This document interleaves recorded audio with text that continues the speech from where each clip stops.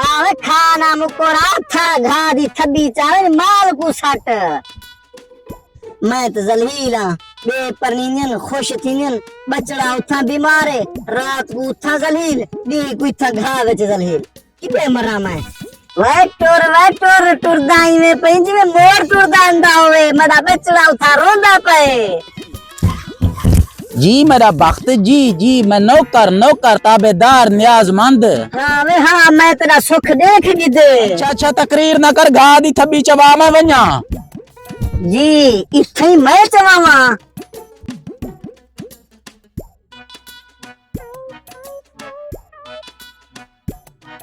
असा हर वेले तो अजाब वात हैं। क्या ही वे कालू क्या ही ओदा क्या पूछ दई हाल दीदा इतना जलील है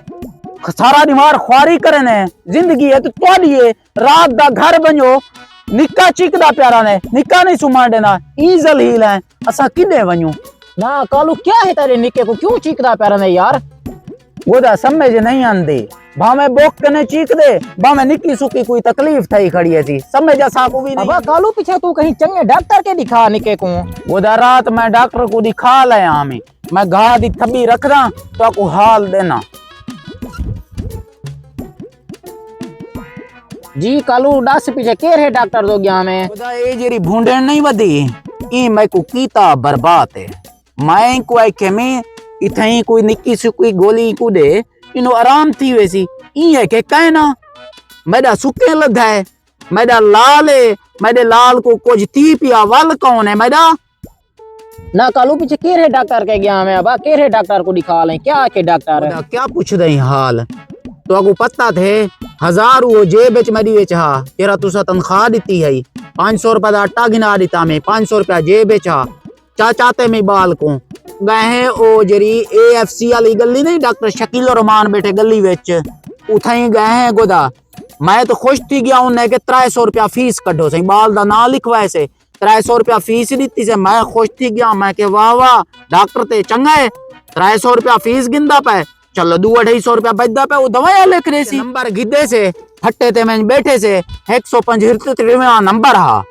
पीछे जेले सादा नंबर है असा डॉक्टर दो घन गए लाइन है बड़ी सारी लाइन है डॉक्टर को मैं दिखा लिए से नाल बैठे से डॉक्टर साहब ई डिठे बाल को देख के ने चा गिदे दी वडा ए जदा पर्चा गोदा ओदा ए देख ए ही भी पर्चा आन लिखे से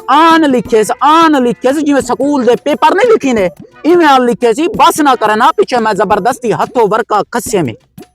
जिਵੇਂ गोदा बाल दो डिठे सी मैं को महसूस इवें थे जिवें लुकमान हकीम होवे। अच्छा कालू पीछे घेन नहीं दवाई माशाल्लाह हुन ठीक है पुत्र तेरा कितना गोदा दवाई घेना पर्ची चा गया सटोरा लेकिन ऊ पढ़िए कहीं पर ए भी दर्री कने सीरा चाहते कहीं पर ऊ दर्री कने बोतल चाहती सी कहीं पर टीका चाहते सी ए जड़े दू गंडड़ियां बना रखे थी जिवें कपड़े दे गंडड़ियां होवन। अच्छा पीछे घेन नहीं दवाई सारी गोदा किथा सारे कने डॉक्टर शकील रहमान दी दवाई गिनी नहीं आई ए जितना दवाइयां महंगे लिख दी तंदी जले मैं पैसे दा पूछे में 7,500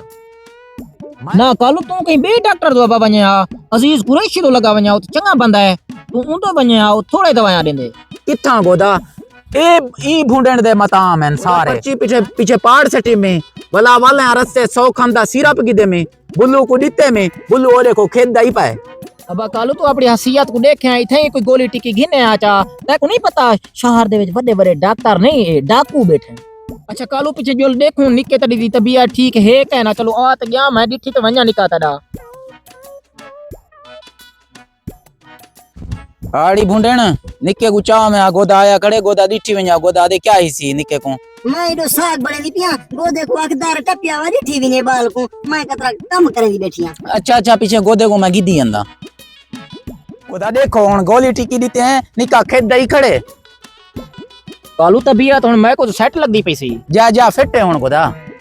कालू ये गोली टिकी को दे प्या सवेरे शाम दे चुका में ना तबीयत हुन सेट है सी कहीं डॉक्टर तो नी वाली जरूरत का नहीं को बा आवे निके दा पियो शीशी में गुचा दे मैं दवा पिला छोड़ा थी ना तो शाम को बोला खंगसी क्या ना मेरा पुत्र ना। अच्छा मैं चाहिए अंदा मताम तेरा लोडी अंदा